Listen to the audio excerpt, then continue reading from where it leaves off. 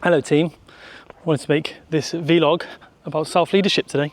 One of the things that's coming up a lot for me personally and a lot of my clients is this idea of being the master of your own life, being able to make decisions, lead your own life. And I want to share a couple of frames that's going to help you when it comes to self-leadership. Probably one of the most important skills as a leader, self-leadership.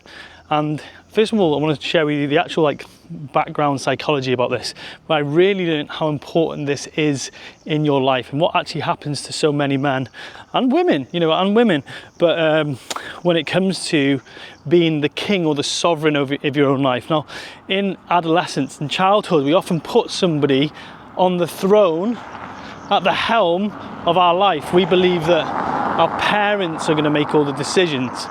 And so what happens is when that spills into adolescence, when we believe that our boss, our culture, our community is making the decisions for us, it often ends up as feeling like a bit of a victim of external circumstances, especially someone else's decisions.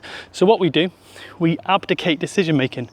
And that really leads us to a very disempowering place. And I've worked with many leaders where they feel strangled because so many of their decisions about their life they've given over to their partner, their boss, their business partner, sometimes even their trainer, right? So what I want to share with you is one of the most important parts of coaching.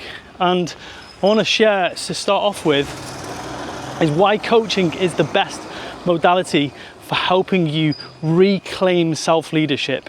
Now, self-leadership is the part of the four archetypes of a leader, which where you sit on your internal throne. You are the ruler, you make the decisions, you know what you want, you know where you're going, you know what you want to conquer, you know what you want to do.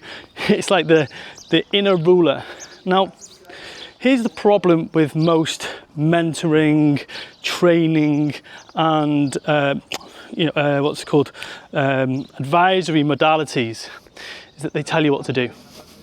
If you think about this, following someone's blueprint, following someone else's step-by-step guide, following someone else's go and do this, especially having a mentor, and I've had lots of mentors, and the best mentors are not the ones who have told me what to do, they're the ones who've taught me how to think. And this is so important when it comes to creating self-leadership. Now, the problem being is that when you've got a mentor or a trainer who isn't trained in coaching, they'll often just default to this because this is all they know. They've perhaps been led by their parents or a previous boss or a manager who's just gone and told them what to do. And because they're a very good warrior, they're a very good carrier outer of tasks and things, they just go and do it. The problem being is that they never develop agency. They never develop this capacity to think for themselves. They're just very good operators. Now, I've worked with very, very good operators. I've coached very good operators, but there's something about a leader where they feel that they've got agency, they've got the ability to change and think for themselves, that is just so appealing and attractive. And I believe that many mentoring and training modalities actually quash this. They get rid of the very thing that they are trying to grow, which is that self-directed behavior. A leader needs to be self-directed. You need to be able to make decisions for yourself, to create and forge your own path. Now, the problem with telling someone what to do modalities is it short circuits the very thing that creates that. People just become servants to an external command. And this is what I was thinking, if you've ever seen the film Inception. Now, Inception's a brilliant film. If you've ever seen it, you'll know it's just a fantastic film. But the whole narrative of the film is that there's a man that they try to make believe that he's made a decision to break up his father's company. And it's so important in that film that he makes that decision for himself. And it's the whole crux of the film, that everything in the film is made to make that event happen. I'm not going to ruin the film for you because it's a phenomenal film if you haven't seen it. It's actually your homework if you haven't watched it. Go and watch that film. It's a great film. But at its core, that is exactly what coaching is all about. It's about providing space for somebody to start making decisions for themselves. Now, there's actually a really good book, I think it's a psychology book called Grow Yourself. I think it's called Grow Yourself Up. And it's this idea that those who don't get that opportunity to start making decisions for themselves never truly grow up. They never truly become the master of their reality. They never truly become the leader in their own life.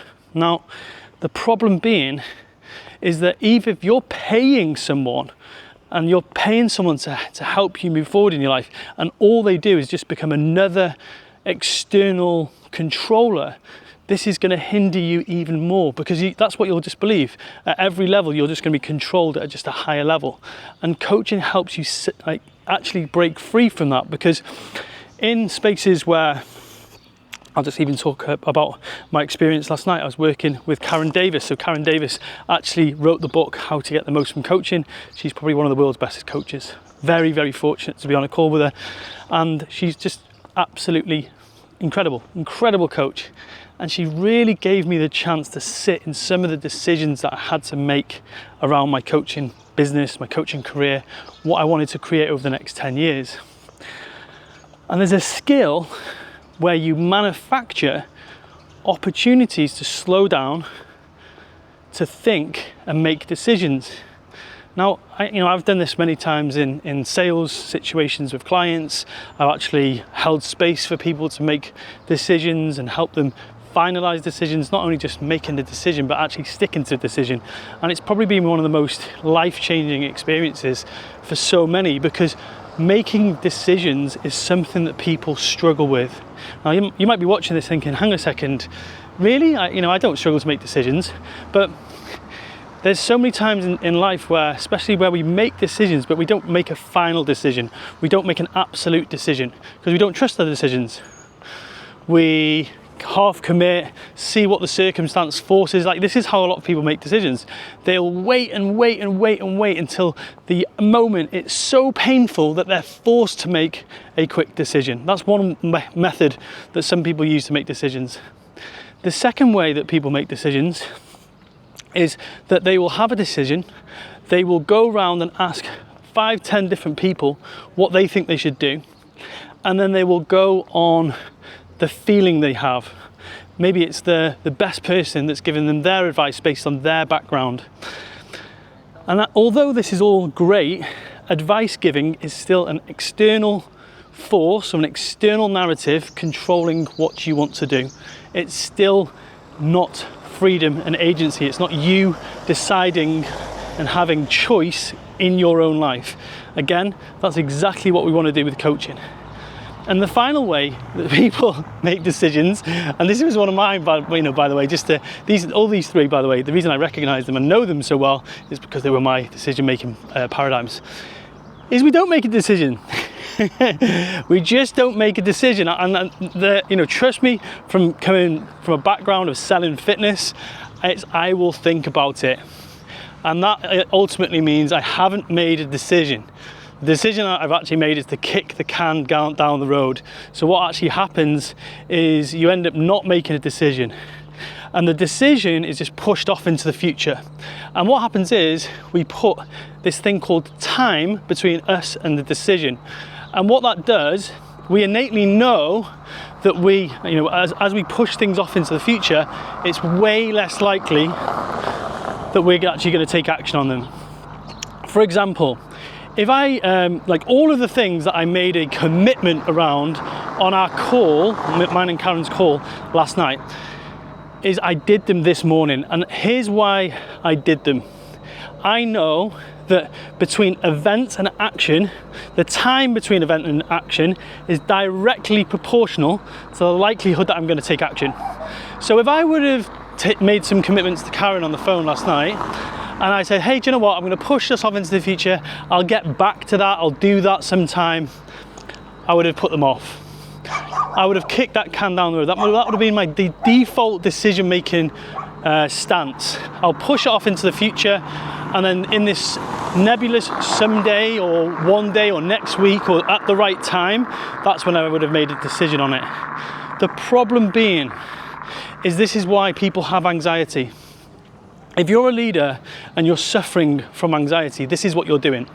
You're pushing all your decisions off into the future, and then you're fearing the future, because the future is full of all these unmade decisions, these unclosed loops, these things you have to make a decision on.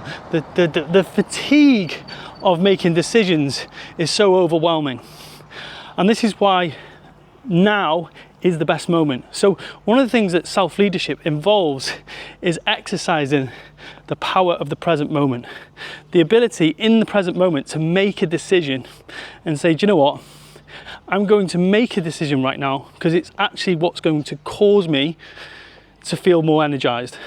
And pump the brakes for a second. Think about this. When have you ever felt less energized after making a decision? And never.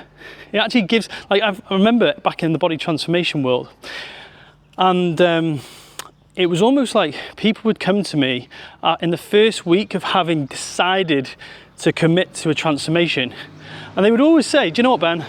I've got so much more clarity, I've got so much more energy, I've got so much more bandwidth. And the only thing they'd really done is that they'd been thinking of starting the gym. They'd been thinking about doing the thing for such a long time. They'd actually committed to it. And then they had more energy. Nothing had changed. All that had changed was that they had made a decision. Now, coming back to self-leadership, coming back to being in control of your own life.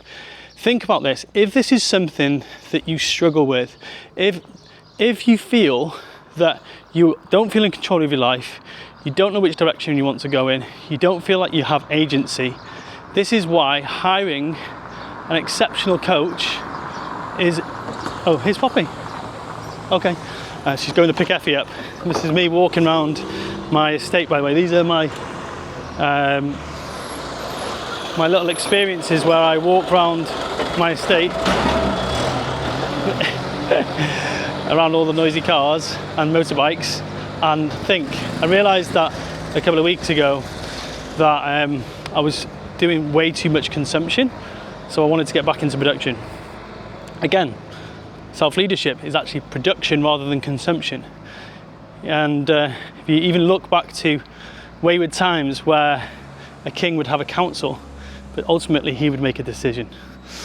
And anyway, if you're looking to develop this in your own life, if you're looking to develop self-leadership, you absolutely need a modality to help you with this that involves you looking inwards.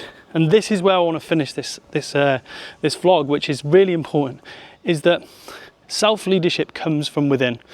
And there's far too many people that are looking for counsel from the external. Mentoring, training, blueprints, meal plans, whatever you had, like the long-term success I've seen when people have truly transformed is where they have created self-leadership. And that has been where there has been a couple of things in place. First of all, a big, clear goal. A really big, clear goal that's going to force you to do things differently. A king, a sovereign, whatever you want to be, a leader in your own life, you definitely need a North Star goal. Without that, self-leadership is very, very difficult. The second thing, a person to ask you great questions, a person to ask you to find the answer within yourself. And it's not always easy, not always straightforward, and it's often very frustrating. My clients often get very frustrated with me. I'm advertising this. If you're to work with me one-on-one, there are going to be times where you absolutely hate me because I've asked you a question that you think that I probably have the answer to. I might have the answer to that, but that's not my role. I'm there to help you work that out yourself. Going back to the Inception example, I'm there to help you see it as your answer, and that means you will own it, and you'll create a wanting that is inseparable to like the actual goal. You will want all the way through it. Whereas if you're told what to do, as soon as that person telling you what to do goes, so does your motivation. I look at your partner, think about your partner. How many times have you experienced this where you've tried to impose your will on your partner, telling them what to do, and they've just refused, they've not changed, they've not transformed? It's tiring, it's exhausting. And also, it's like the same as a pushy parent. The pushy parents who would stand on the poolside watching their kids swim, as soon as that pushy parent is gone, the kids used to give up. Why? Because all of their motivation was coming from the parent. So this is why it's so important to have someone asking you to find the information within yourself. And the third thing is a system, like a really nice system where you meet with that person every single week, every single quarter, every single month, whatever the frequency is. Because sometimes it's not just like, this isn't for me personally as well, is even though I'm very, very self-driven, I need somebody to make a commitment to. I find it very, very powerful for me to say to someone, I'm going to go and do that, and go and doing it.